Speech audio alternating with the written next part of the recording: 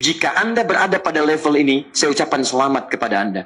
Karena Anda akan diangkat pada kedudukan yang tertinggi di antara sekian ujian yang ada. Seseorang yang akan diangkat derajatnya oleh Allah Subhanahu wa taala dengan derajat yang tinggi, akan kalau antum sedang dibimbing oleh Allah menuju kedudukan yang tinggi, maka sadarlah teman-teman, saat yang bersamaan, hati-hati betul. Kalau antum belum lulus yang di sini, maka antum akan terus sampai di sini, sampai lulus di sini. Sampai lulus. Akan tiba masa Anda mengalami satu situasi sampai Anda mengatakan, kapan berakhirnya yang seperti ini? Ada seorang soleh bercanda dengan istrinya. Orang soleh itu punya karunia luar biasa. Istrinya cantik, solehah, baik. Suaminya biasa-biasa, wajahnya biasa dan sebagainya. Satu kali teman-teman sekalian, dalam satu kesempatan melihatlah wajah istrinya yang sudah berdandan. Ini kisah nyata, saya tidak mengarang. Dan luar biasa, membuat beliau kagum sampai tertegun begini. Kata istrinya, ya zauji mambik, sayang kamu kenapa? Kata suaminya, wallahi ma'ajibtu minki, saya tuh kagum sekali lihat kamu, cantik, soleh, alhamdulillah ya Allah. Kata istrinya, alhamdulillah, ya zauji, dakhalal jannah insyaallah. Sayang, kita berdua akan masuk surga. Kita berdua akan masuk surga. Kata suaminya, kok bisa? Kamu bersyukur karena mendapatkan aku bagian dari yang istimewa, dan saya bersabar mendapati kamu bagian seperti ini. Oh, Masya Allah. Bukankah orang syukur dan sabar masuk surga? Keduanya tertawa, tidak mengungkit kekurangan, tidak menambah kelebihan, tapi ada keindahan di situ. Bulan, matahari. Kata Yusuf, ya abati, Pak, saya melihat bulan dan matahari, di atas 11 gemintang akan bersujud kepada saya. Bahkan menggunakan domir hum untuk yang bernyawa. Karena pada saat itu diposisikan bintang langit dan bulan, bintang matahari dan bulan sebagai makhluk bernyawa yang sujud. Maka ditafsirkan, tahu tafsirnya, oh ini pasti saya. Pasti istri saya. Dan istri yang dimaksudkan bukan ibu kandungnya Rahel yang telah meninggal, tapi dari bibi istri yang lain, dari istri Yakub alaihissalam. Maka ditafsirkan ayah, ibu plus 11 saudaranya akan sujud kepadanya. Ini kedudukan bukan kedudukan biasa. Bagaimana seorang Yakub yang nabi bisa sujud kepada anak? Kalau bukan kedudukan anak lebih daripada bapaknya. Yakub sudah baca. Tapi kenapa kemudian ayah andanya mengatakan, jangan kisahkan ini ya kepada saudara-saudaramu, karena kalau kamu kisahkan mereka bisa berbuat makar, ini bahaya. Inilah yang kemudian dibaca oleh para ulama tafsir. Kenapa Nabi Yakub langsung mengatakan kalimat jangan dikisahkan? Karena umumnya seseorang yang akan diangkat derajatnya oleh Allah Subhanahu wa taala dengan derajat yang tinggi akan menghadapi hambatan-hambatan yang tidak mudah. Jadi Nabi Yakub sebetulnya mengingatkan kepada Yusuf, Ananda, kamu ini akan diberi kedudukan oleh Allah. Ingat betul, sepanjang Allah mengangkat seorang hamba, maka akan ada ujian yang menyertainya. Tafsir terbaiknya, Quran surah kedua, ayat 214. Quran surah 2, ayat 214. Paling kanan sebelah bawah. Tahan sebentar. Saat dikisahkan itu, Yusuf masih kecil atau sudah dewasa? Sekecil, antum lihat? Belum, tahu dari mana? Allahu a'lam. Quran memosisikan Yusuf dalam kondisi saudara yang paling kecil dengan adiknya Bunyamin. Artinya yang lain lebih tua, lebih kuat, dan lebih mudah untuk bisa mengondisikan berbagai hal. Kalau dikisahkan itu pada saat awal, perhatikan, bisa muncul kecemburuan pada yang lainnya. Bisa muncul kemudian dendam di yang lainnya. Bisa muncul kemudian diakumulasikan jadi makar untuk mencelakai Yusuf. Bapaknya paham, kalau anak saya kemudian dari kecil sudah cerita seperti ini, dia belum punya kekuatan untuk mengatasi itu semua. Maka di sini ada gambaran pada kita yang pertama, kalau antum sedang dibimbing oleh Allah menuju kedudukan yang tinggi, maka sadarlah teman-teman, saat yang bersamaan antum tidak akan sunyi dari rintangan-rintangan sekitaran. Catat itu baik-baik. Anda kedudukan biasa, naik luar biasa, maka hambatannya itu akan semakin meningkat, tidak sama dengan sebelumnya. Anda orang kecil, diuji dengan ujian kecil. Anda orang menengah, diuji dengan ujian menengah. Anda kedudukan yang tinggi, maka akan diuji dengan kedudukan yang lebih tinggi lagi. Maaf, Allah tidak akan menguji dedaunan dengan angin yang menerpa akar. Pasti berbeda. Karena angin ketika kedudukan semakin tinggi, maka angin semakin kencang akan menerjangnya. Yuk kita turunkan. Jenis ujiannya bisa 3. Bismillah. Tenang aja mas ya. Antum lihat aja, tulis ya. Biar saya ngapus. InsyaAllah. Perhatikan baik-baik. Sini. Kedudukan bersanding dengan ujian. Kalau rumus fisikanya, F berbanding lurus dengan P. Gaya berbanding lurus dengan tekanan. Jadi kalau antum misalnya, rumus asalnya F1 sama dengan F2. Gaya gerak sama dengan gaya dorong. Kalau dikembangkan ke sini, tenaga kecil begini, maka yang bunyi kecil. Kalau besar, semakin besar lagi. Nah, memahami rumus ini, F sama dengan P. F berbanding lurus dengan tekanan. Ada gaya tekanan juga yang cukup kuat. Ketika antum pukul kencang, suara kencang. Tapi ini lebih sakit kan? Tekanannya lebih kuat. Itu agak berbeda. Itu dalam persepsi positif. Dalam persepsi negatif juga bisa. Gaya berbanding lurus dengan tekanan. Semakin orang banyak gaya, semakin tertekan hidupnya. Ya? Tanya. Sekarang lihat sini. Rumus ini kalau kita turunkan lewat ayat, am hasibtum an tadkhulul jannata. Apakah Anda akan duga begitu mudah masuk surga? Walamma yatikum matalul ladzina khalau min qablikum. Sementara Allah belum menguji Anda seperti orang dulu yang dijamin surga mendapati ujian. Apa jenis ujiannya? Ini manhaj hidup kita dan kita berhenti di sini. Maaf, saya mungkin hanya 5 ayat dulu untuk hari ini ya. Masat humul ba'sa. Ujian pertama disebut dengan ba'sun. Jamaknya ba'sa. Ba'sa. Ini masih ringan. Misal, jarang ke masjid, sekarang mulai ke masjid. Begitu antum ke masjid, Allah kasih ujian. Sesuai dengan kadar niat antum. Kasih ujian gerimis. Ke masjid gak? Itu ba'sun. Begitu antum ke masjid, orang Arab katakan, nazal matar. Turun hujan. La ba's. La ba'sa. La ba'sa. Gak ada masalah. La ba'sa. Tidak ada masalah. Serap ke dalam bahasa Indonesia, lewat. Labas. Labas, lewat. Ringan. Berarti, kalau antum diuji dengan yang ringan, maka antum kadarnya masih ringan. Akan dinaikkan kepada yang menengah. Akan yang menengah. Hati-hati betul. Kalau antum belum lulus yang di sini, maka antum akan terus sampai di sini. Sampai lulus di sini. Sampai lulus. Antum mau berangkat ke masjid gerimis misalnya. Tiba-tiba nggak jadi ya di rumah.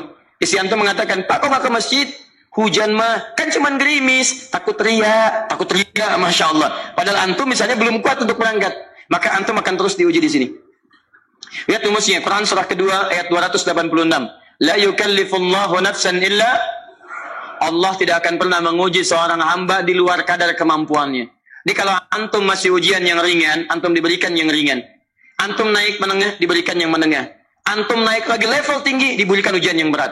Menengahnya disebut dengan darrun. Waddarra, dari ba'sun jadi darrun. Jamaknya darra. Sudah menyakiti fisik. Kena fisik. Sudah melukai. Hujannya makin deras. Ya. Kalau dalam kehidupan, yang ini mungkin celaan biasa. Dulu sudah berubah ya. Masya Allah. Sekarang jilbabnya sudah panjang. Masya Allah. Dulu semakin panjang ya. Yang ingin Batman ya. Masya Allah. Udah banyak. Begitu sudah mulai pakai cadar. Ninja. Oh Masya Allah. Darun. Sudah gak enak ke fisik. Darun. Lihat rumusnya ya. Lihat rumusnya baik-baik. Ini lebih menenangkan pada jiwa. Ketika Anda dalam level-level seperti ini artinya Allah sedang menaikkan iman Anda dalam level yang lebih tinggi lagi. Jadi ketika ada celaan menghunjam dalam lisan seseorang, sudah mulai menyakiti, itu sebetulnya pengakuan dari Allah lewat lisan orang itu, bahwa Anda sedang diangkat keimanan pada tingkat yang lebih tinggi. Ada yang mengatakan, kamu kenapa sih pakai jilbab begitu? Yang biasa aja kali. Mah, yang iman biasa sudah banyak. Saya ingin menampilkan keimanan yang luar biasa. Supaya dengan iman itu saya lebih mendoakan mama. Saya menampakkan amalan-amalan. Mudah-mudahan pahalanya bisa buat mama. Masuk dengan bahasa yang baik. Masya Allah. Jadi kalau antum bisa melawan hal-hal demikian dengan bahasa yang indah, itu nyaman kepada jiwa. Kadang-kadang ada kalimat-kalimat yang tidak perlu pakai dalil, teman-teman sekalian. Kembalikan ke sini. Terakhir, wazulzilu zilzal. Zulzilu zilzal. Gempa. Goyang. Dia ada ujian yang bisa menggoyangkan diri kita. Membuat gempa hati kita. Antum sudah nggak kuat, kadang-kadang jalan sempoyongan. Cuman hati kita kayak kena goncangan. Diserang sini, nggak bisa tidur, nggak bisa makan, tawarin ini susah, itu susah. Wazulzilu. Bahkan hatta yaqula Rasul walladzina amanu ma'ahu mata nasrullah. Sampai-sampai Rasul SAW, bahkan orang-orang beriman, bahkan yang setelahnya bisa mengatakan kapan ini berakhir. Akan tiba masa Anda mengalami satu situasi sampai Anda mengatakan kapan berakhirnya yang seperti ini. Serang. Perhatikan, jika Anda berada pada level ini, saya ucapkan selamat kepada Anda. Karena Anda akan diangkat pada kedudukan yang tertinggi di antara sekian ujian yang ada. Zuzan. Artinya Allah akan naikkan Anda pada derajat yang tinggi. Karena hukum ujian tadi, la yukallifullahu nafsan illa wus'aha. Allah nggak akan menguji seorang hamba di luar batas kemampuannya. Jadi kalau Anda sudah dipandang oleh Allah siap menerima yang ini, maka Anda akan diberikan zilzal. Kalau Anda nggak mampu, Anda hanya akan diberikan darrata atau ba'sun. Dimohon maaf, kalau di antara jamaah yang hadir saat ini, Anda merasa sedang punya masalah yang berat, membuat hati Anda goyah, saya ucapkan pada Anda, dari sekian hamba Allah yang ada di muka bumi, cuman Anda yang diberikan itu. Artinya Allah akan mengangkat derajat Anda. Ayo bahagia. Dan yakinlah, bukan orang lain yang dititipkan, Anda yang diberikan. Allah percaya pada Anda, kenapa Anda tidak yakin? Bukan orang lain. Jadi mustahil Allah memberikan ujian berat kalau Anda nggak sanggup. Karena cuma Anda yang sanggup, Anda yang dikasih. Makanya jangan mengeluh. Jangan katakan, ya Allah, kenapa saya, ya Allah? Why me? Kata Allah, why not? Kamu yang bisa. Yang lain tidak. Dan tanpa harus Anda menuliskan status. Memang cuma saya yang sanggup. Oh, Masya Allah. Tidak usah. Sadari. Kalau bukan sayang, Allah itu punya sifat adil. Nggak mungkin menukar sesuatu di luar kadarnya. Antum tahu cicak? Halo? Jangan katakan wallahu alam, cicak. Cicak. Baik. Bagaimana aktivitasnya? Merayap. Di mana? Dinding. Apa makanannya? Nyamuk. Nyamuk bagaimana aktivitasnya? Terbang. Pertanyaan saya, di mana keadilan Allah menjadikan makhluk yang merayap makanannya terbang? Kalau nyamuk masuk kategori pertama tadi, pintar dan tahu dirinya pintar, jadi mainan cicak. Cicak, ayo tangkap. Cicaknya coba merayap, dianya terbang. Beruntungnya nggak ada nyamuk yang jenius. Tapi yang paling hebat, perhatikan bagaimana lisan orang tua kita menanamkan kalimat-kalimat untuk menanamkan tauhidullah subhanahu wa ta'ala. Cicak, diam, merayap. Perhatikan, yang Allah tuntut pada cicak, merayap kamu. Walaupun cuma diam-diam. Lihat baik-baik. Diam, merayap. Datang seekor, Masya Allah. Ketika dia merayap, nyamuk datang. Lihat, bukan cicak mendatangi nyamuk, tapi nyamuk mendatangi cicak. Kalau cicak tidak merayap, mustahil nyamuknya datang. Allah hanya tunjukkan, kamu merayap ya, nyamuk datang. Sekalipun dia merayap, cuma diam-diam, nyamuknya datang. Jadi hukum Allah itu kalau dipatuhi, nikmat kehidupan. Cicak gak merayap, nyamuk gak datang. Cicak merayap, nyamuk datang. Datang seekor nyamuk. Setelah itu, silakan. Jadi kalau kita teman-teman ikuti hukum Allah, mau berat, alhamdulillah. Mau ringan, alhamdulillah. Ya mau sedang, alhamdulillah. Begitu diangkat, artinya ada pengakuan dari Allah, iman kita akan diangkat. Cuman, bahasa Nabi Ya'qub alaihissalam kepada Yusuf alaihissalam, mesti ada persiapan dalam mengatasi itu semua. Tidak cukup hanya mendiamkan saja. Maka kata Nabi Ya'qub, jangan kisahkan dulu. Bikin dulu pemetaan untuk mudah mengatasi itu semua. Ini poinnya. Anda harus punya rencana. Maka Nabi Ya'qub menyiapkan. Bekali dulu ini, siapkan itu. Kalau ambil ke aspek teori untuk kita sekarang, tafsir dari ini, untuk menyelesaikan solusi di Quran surah kedua ayat 214 tadi, maka jawabannya ada di Quran surah ketiga, ayat 142, paling kiri sebelah atas. Ini kanan sebelah bawah, ini kiri sebelah atas. Dan awal ayatnya dibuka dengan kalimat yang sama. Perhatikan, Al-Baqarah ayat 214 kalimatnya menggunakan am hasibtum an tadkhulul jannah. Ali Imran 142 am hasibtum an tadkhulul jannah.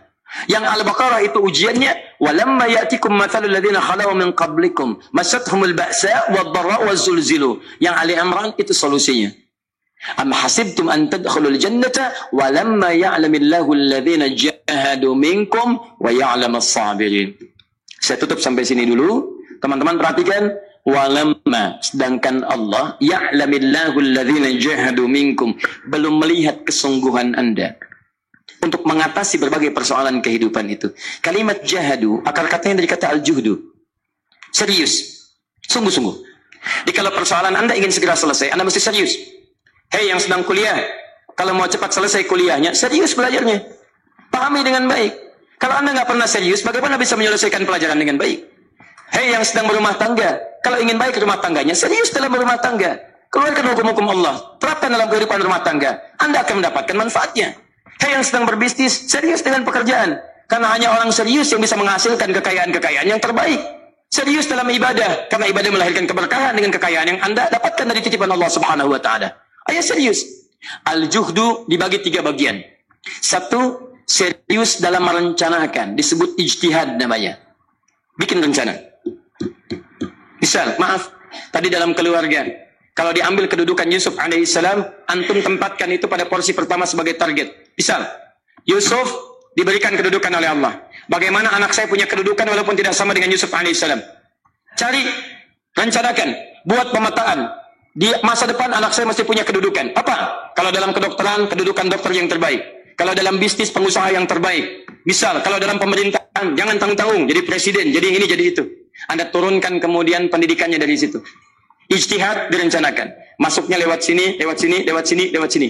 Seperti kemudian, maaf, Hannah dengan Imran, rahimahumullah, merencanakan hasil yang terbaik untuk Maryam. Bahkan sejak dalam kandungan. Quran surah ketiga Ali Imran dari ayat 35 sampai 37. Paling kiri pertengahan sampai bawah.